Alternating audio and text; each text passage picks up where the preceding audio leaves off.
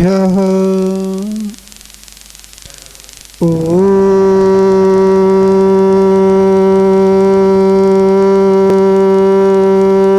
नमः सिद्धेभ्यः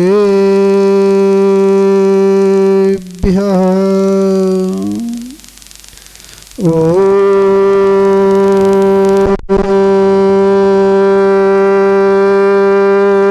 नमः सिद्धेभ्यः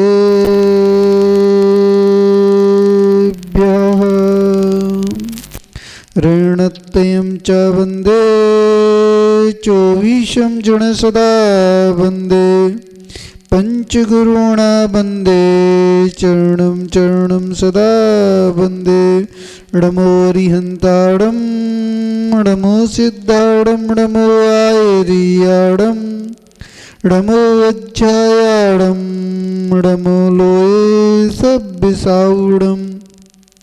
बोलो अनंतानंद सत परमेष्टि भगवान की, चिंतामणि पारसनाथ भगवान की, अंतिम तीर्थेश वर्धमान स्वामी की, वात्सल दिवाकर श्री विमल सागर जी महाराज की, गणाचार्य श्री विराग सागर जी महाराज की, आचार्य श्री विनिश्चय सागर जी महाराज की, तीन कमनो करुण मुनिराज की, आदि सागर जी महाराज की, अहिंसा परमो धर्म की, 64 महारिद्धि विधान की। भव्य आत्मन, इस संसार पर दृष्टि पड़ती है तो ऐसा प्रतीत होता है जो जीव मति ज्ञान से सहित हैं या बुद्धि से सहित हैं और जो ज्ञान आगम ज्ञान से सहित हैं, आचार्य वर्ग कह रहे हैं वह जो आगम से ज्ञान प्राप्त कर रहे हैं वह इंद्रिय सुख का ही अनुभव कर रहे हैं। और जिनका ज्ञान आचार्य वर्ग कह रहे हैं असमोह हो गया है, क्या हो गया है? जिनके ज्ञान का जो मोह था, जो मोहिनी कर्म से जो ज्ञान आच्छादित हो रहा था, वह ज्ञानावर्णी कर्म से जो ज्ञान आच्छादित हो रहा था वो समाप्त हो गया। जो अनादि से जो मद चढ़ा हुआ था वो समाप्त हो गया। और जहाँ पर केवल ज्ञान होता है, जहाँ पे असमोह ज्ञान होता है, आचार्य वर्ग करे वहीं पे अनंत सुख होता है। आज हमारे प्रकाश चंद जी इस विधान के पुण्यार्जक हैं और 64 रिद्धि विधान कर रहे हैं, तो किस लिए कर रहे हो? उस सम्मोह ज्ञान को प्राप्त करने के लिए। तो 64 रिद्धियां हैं, उसकी जो अंतिम रिद्धि है वो केवल ज्ञान रिद्धि है। कौन सी है? केवल ज्ञान की रिद्धि है। और जहाँ पर केवल ज्ञान होता है, आचार्य वर्ग करे वहाँ पे संसार के जो चराचर पदार्थ हैं, जो रूपी पदार्थ हैं, जो अरूपी पदार्थ हैं, वो जीव एक समय में देख रहा है। इस आत्मा को भी देख रहा है, पर द्रव्य को भी देख रहा है। आचार्य वर्ग करे 2 प्रकार के द्रव्य हैं। कितने प्रकार के? 2 प्रकार के द्रव्य हैं। एक चेतन द्रव्य है और एक अचेतन द्रव्य है।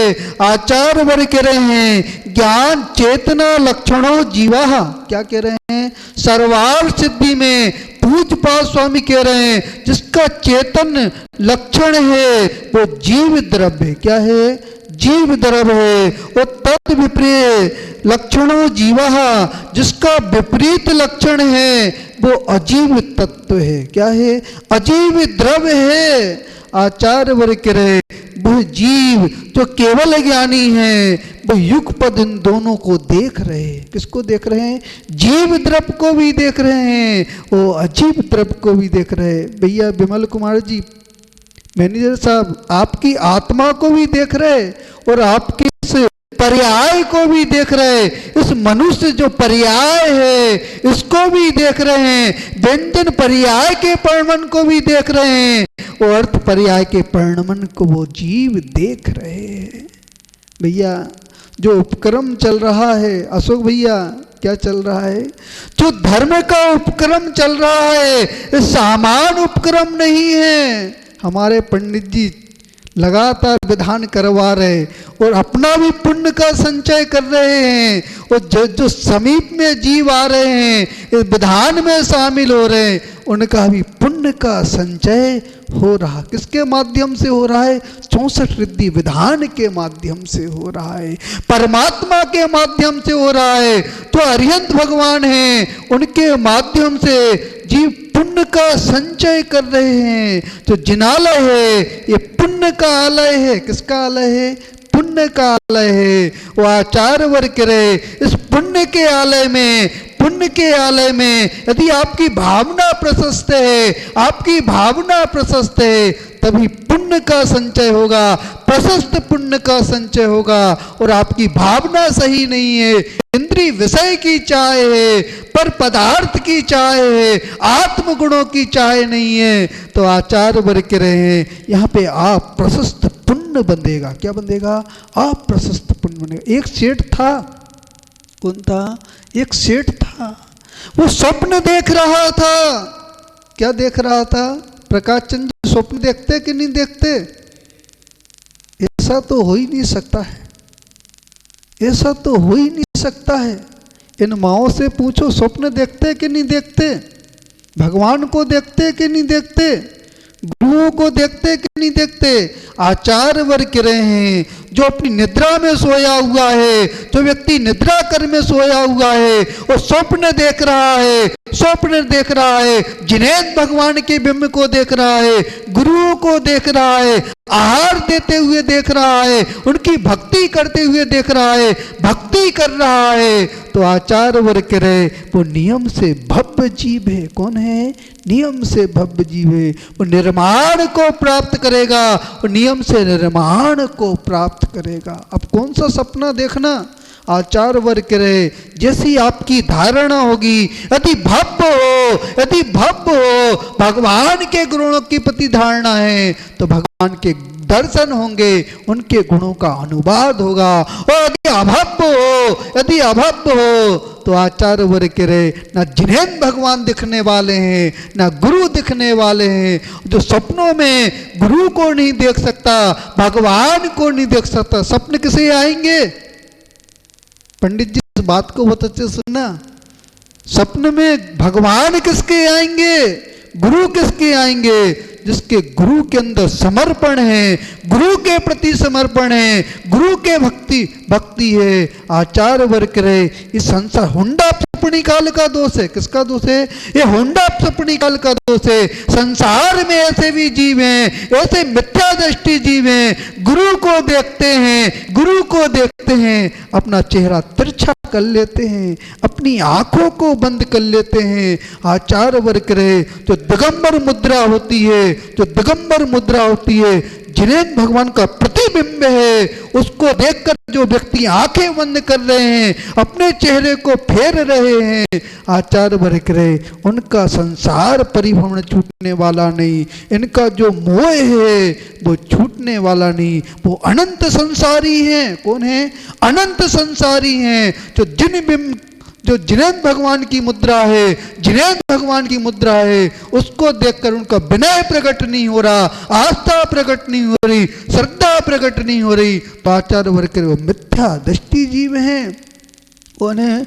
वस्तु स्वभावोद्भम्बो, जैसा वस्तु का स्वरूप है, जैसा वस्तु का स्वरूप है, जीव ग्रहण नहीं कर रहा है, तो मिथ्यात का ही उदय चल रहा है। किसका उदय चल रहा है? मिथ्यात का ही उदय चल रहा है। वो सेठ स्वप्न देख रहा था। क्या देख रहा था? स्वप्न देख रहा था। उस स्वप्न में दिगंबर संत दिख गए, वो अपना प्रश्न रख रहा था, निवेदन कर रहा था, हे भगवान मैं दरिद्र हूं, कैसा हूं? मेरी दरिद्रता कैसे समाप्त हो? आचार्य वर्ग कह रहे जो गुरुओं के शरण में आते हैं उनकी बाहर की दरिद्रता भी समाप्त हो जाती है, जो अंदर की दरिद्रता है, जो अज्ञान है वो भी समाप्त हो जाता है, जो मोह है वो भी समाप्त हो जाता है।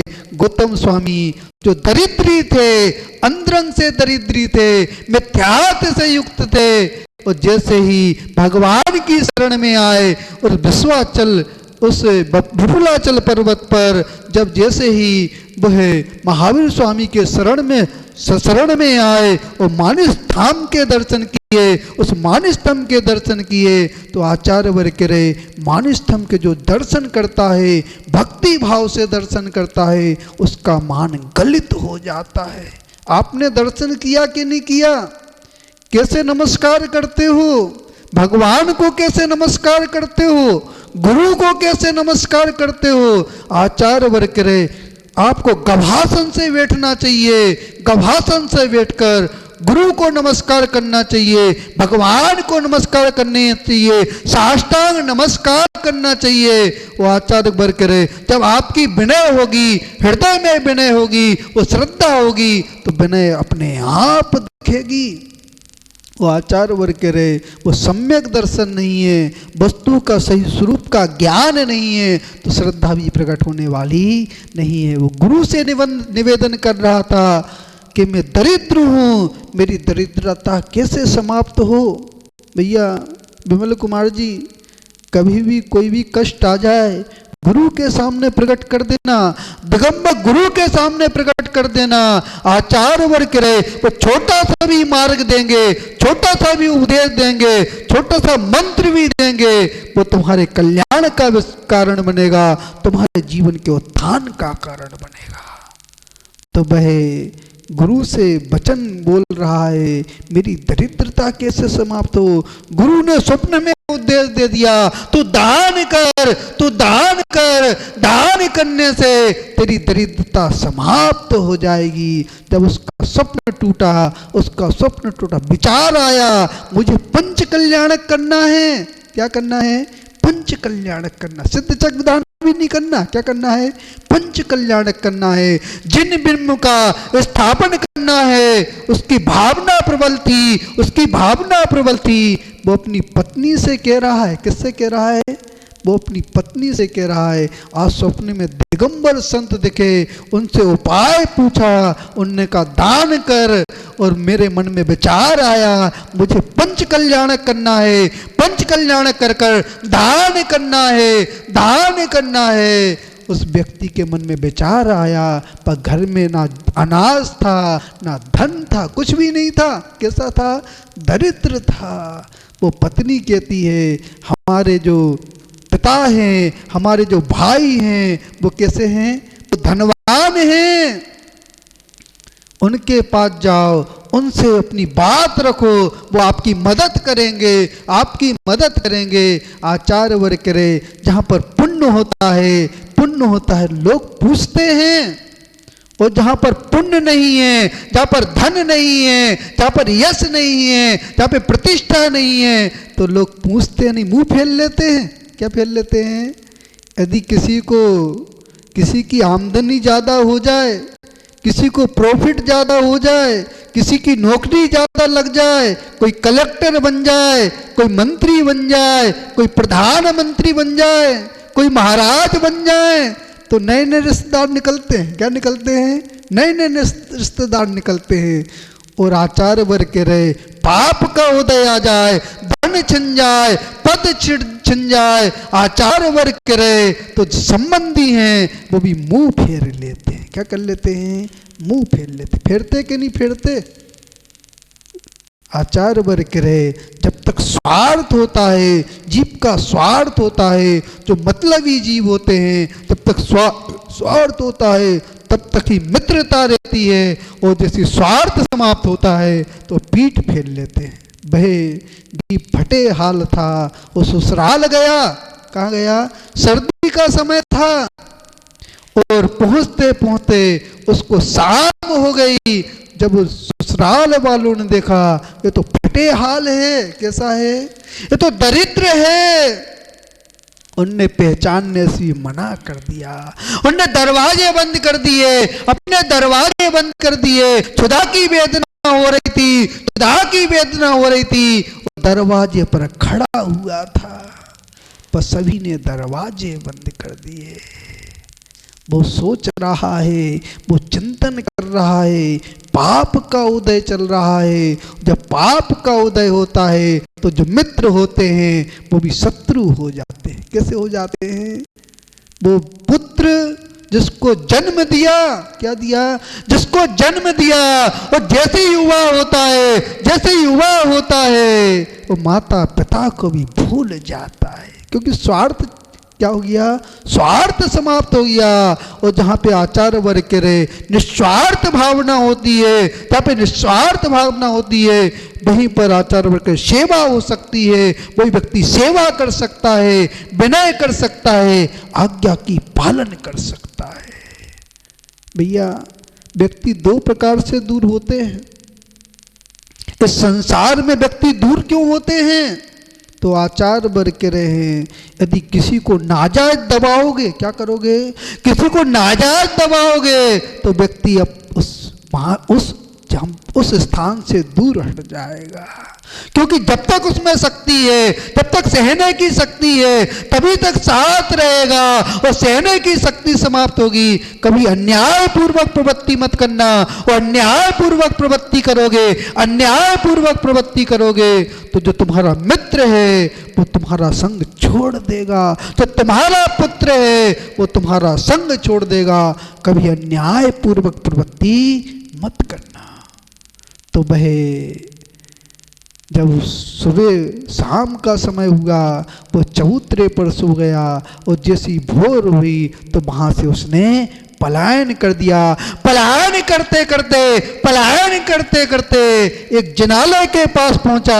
जिनालय के पास पहुंचा और वहां पर एक अटवी थी। क्या थी? अटवी थी। उसने उस अटवी से पानी निकाला और भोजन तैयार किया। कच्चा पदार्थ था, उसने भोजन तैयार किया। पहले भगवान का अभिषेक किया, पूजन की, फिर अपने लिए भोजन तैयार किया। और जैसे भोजन करने के लिए तैयार हुआ, एक दरिद्र व्यक्ति आ गया। कौन आ गया? एक दरिद्र व्यक्ति आ गया। वो कह रहा है, मैं भूखा हूँ, साधु बनकर आया, मैं भूखा हूँ, मुझको कुछ भोजन दे दो। उसने भी बात सुनी, उसने अपना भोजन उठाकर उस व्यक्ति को खिला दिया। वो सामान्य जीव नहीं था, वो सामान्य जीव नहीं था, उस अटवी का ही यक्ष था। कौन था? उस अटवी में निवास करने वाला यक्ष था, जो उसकी परीक्षा लेने आया था। उसने पूरा भोजन किया और भोजन करने के बाद वो प्रसन्न हो गया। उसने कहा, तुझे क्या चाहिए? मैं देव हूँ, मैं परीक्षा करने आया था, तुझे क्या करना है? उसके आत्मा में लगन थी, मुझे पंच कल्याणक करना है। क्या करना है? पंच कल्याणक करना है। आचार वर्ग करे, जिसके मन में जैसी भावना होती है वैसी भावना प्रकट होती है। वो पंच कल्याणक करने की वो कहने लगा, इस अटवी के अंदर जाओ, कुछ बेर पड़े हुए हैं। क्या पड़े हुए हैं? बेर जैसे फल पड़े हुए हैं, उसको एकत्रित कर और घर पर ले जा, तेरा पंच कल्याणक हो जाएगा। क्या हो जाएगा?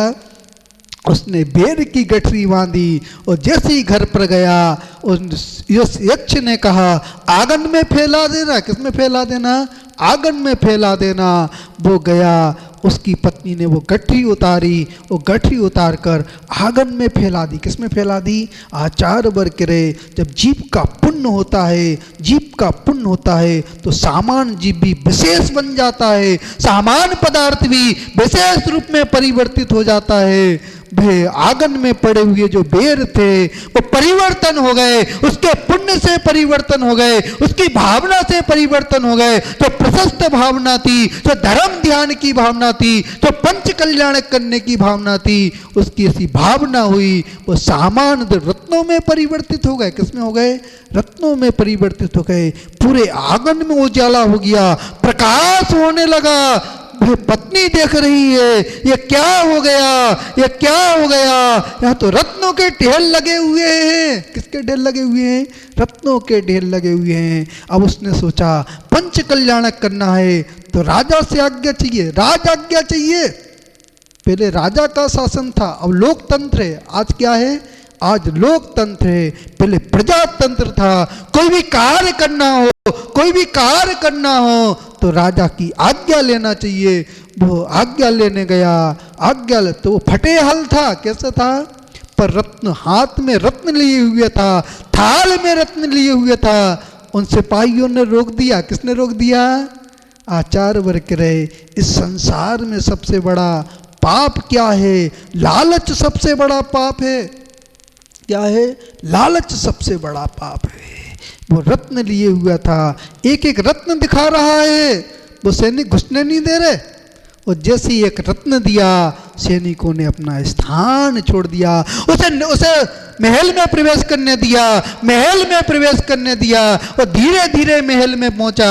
और जैसे राजा को रत्न बताए, राजा को रत्न बताए, ये रत्न तो मेरे खजाने में नहीं है, तेरे पास कहाँ से आए? तूने चोरी की है। क्या की है?